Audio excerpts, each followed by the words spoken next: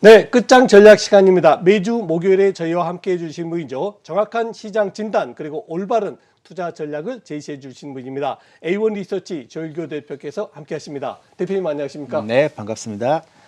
방금 말씀드렸습니다만 정말 우리 시장이 우크라이나 변수로 크게 급등락 반복하고 있고요. 또 미국은 40년 내 최고의 물가 지표 발표하는 등 굉장히 호재와 악재가 겹쳐 있고 여러 변수가 움직이고 있습니다. 최근 시장 먼저 진단해 주시죠.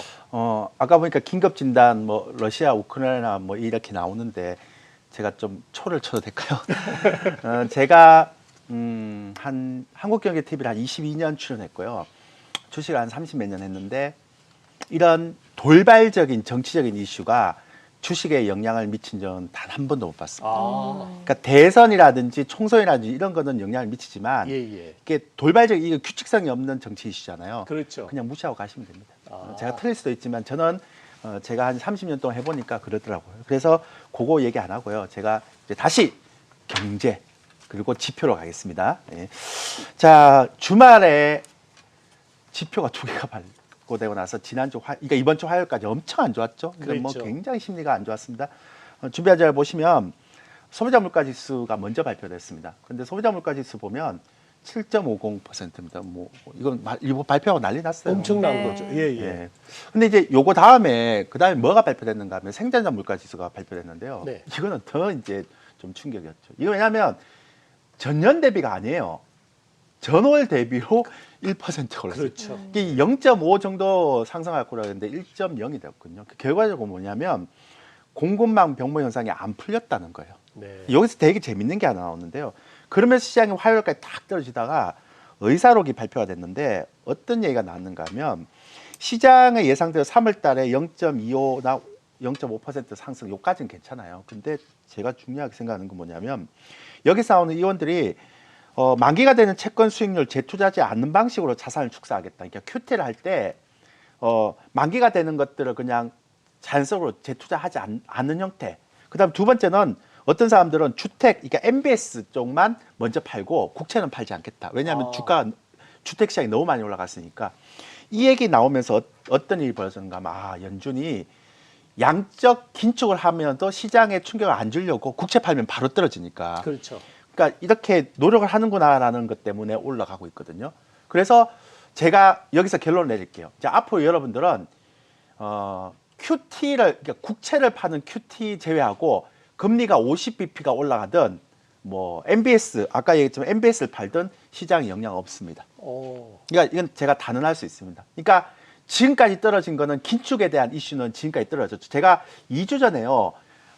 제가 20년치 데이터를 가지고 오면서 보여드렸잖아요. 지금까지 네. 금리 인상해갖고 주가 떨어진 거 단 한 번도 없다. 예. QT는 다르다라고 얘기했거든요.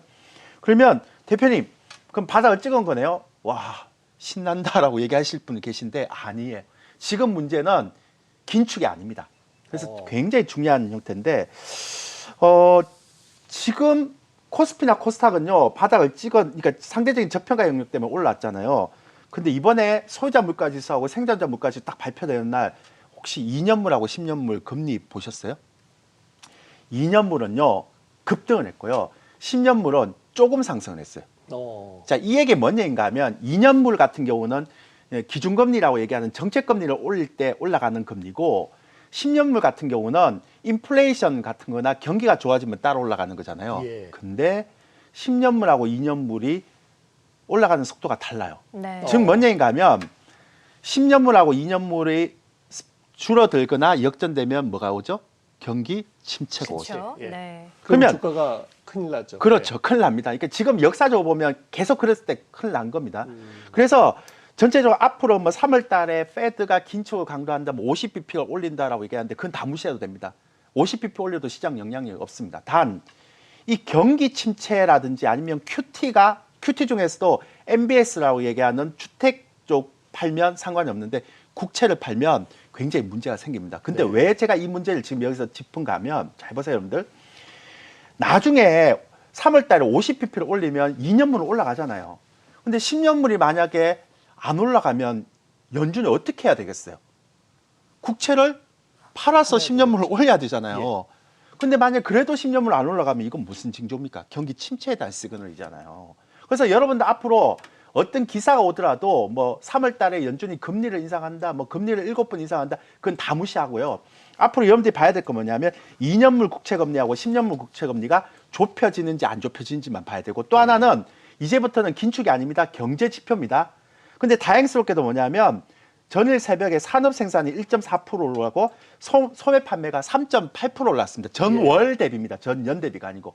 그러니까 실질적으로 경제 지표가 아직 나쁘지 않잖아요. 네. 그러니까 긴축 이슈는 끝났고 경제 지표가 나쁘지 않잖아요. 그래서 제가 생각할 때는 2월 말 3월까지는 이제 추가적으로 하락할 가능성은 좀 낮다. 그래서 2600선 후반에서 2800선 초반에 박스권 장세로 올라갈 것 같다. 단 여러분들이 지금부터 반드시 체크해야 될 거는 2월물 국채금리하고 10월물 국채금리가 좁혀지거나 예. 바로 역전되지는 않죠. 좁혀지게 되면 연준이 국채를 팔 거예요. 그러면 충격이 하나 생깁니다. 그것만 생각보시고요. 그다음에 3월 달하고 4월 달 이제부터는 경제 지표만 계속 보시면 돼요.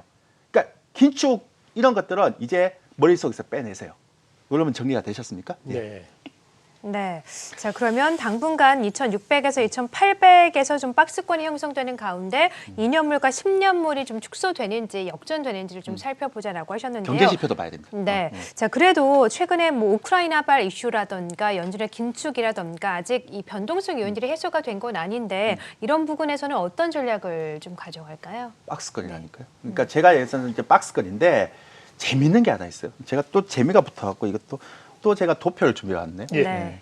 편하신 것 같아서 제가 도표를 한번 볼게요. 상반기 업종별 매매 전략을 제가 도표를 갖고 왔는데 한번 보세요. 성장주와 기술주는요 작년에 주도를 했단 말이에요. 그러면 작년에 너무 많이 올랐기 때문에 올해는 쉽지 않아요. 그러니까 저는 올해는 하반기도 좀 못 간다고 봅니다. 그러니까 그냥 박스권에 갈 거라고 봅니다. 왜냐하면 작년에는 테이퍼링만 줄인다 그랬죠. 올해는 긴축을 하고 큐티까지도 할 수 있다고 했죠. 아까도 뭐 페드의 의사록 보니까 양적 긴축 6월에서 7월까지 시작한다 그러잖아요. 그러니까 네. 상황이 달라요. 그렇기 때문에 성장주 기술주는 올해는 좀 쉽지 않을 것 같다. 그래서 좀 한 2년 정도 보고 떨어지면 이렇게 매수하는 게 맞다고 보고요. 낙폭과대 업종도 최근에 보니까 올라올 때 보니까요. 실적 좋은 종목하고 실적 안 좋은 종목하고 차이가 달라요. 그렇더라고요. 완벽하게 달라요. 왜냐하면 네. 긴축이나 금리 인상 시기에는 그렇게 차이가 있어요. 근데 제가 중요한 건 이제 리오프닝 관련주인데 이건 너무 얘기 많더라고요. 자, 여기에 대해서 제가 완벽하게 분석을 해드리겠습니다. 뭐 제가 틀릴 수도 있는데 완벽이라는 표현 쓰면 안 되겠지만 저는 상반기에 바닥 다지기를 하고 하반기에 주도업종을 부각될 수 있다고 생각합니다. 단 올해 하반기만.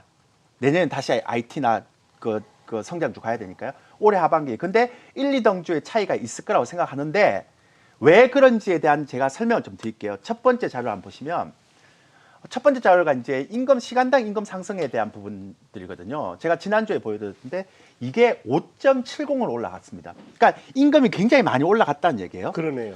근데 재밌는 건 뭐냐면 아까 제가 물가 상승률이 얼마였습니까? 7.3이라고 했잖아요. 네. 소비자 물가 지수가. 예. 그러면 내가 임금이 5.7이 올라갔는데 물가가 7.3이 올라가면 내가 임금 올라갔던 거에다 물가를 빼면 실질금리가 줄어든 나옵니다. 거죠. 그럼 실질적으로 실질금리가 줄어들면 사람들이 소비를 안 하게 소비를 되죠. 못하죠. 못하죠. 네. 그런데다가 이제 처음으로 1월 달부터 고용을 했기 때문에 월급도 한 달, 두 달밖에 못 받았기 때문에 안 그렇죠. 하죠, 당연히.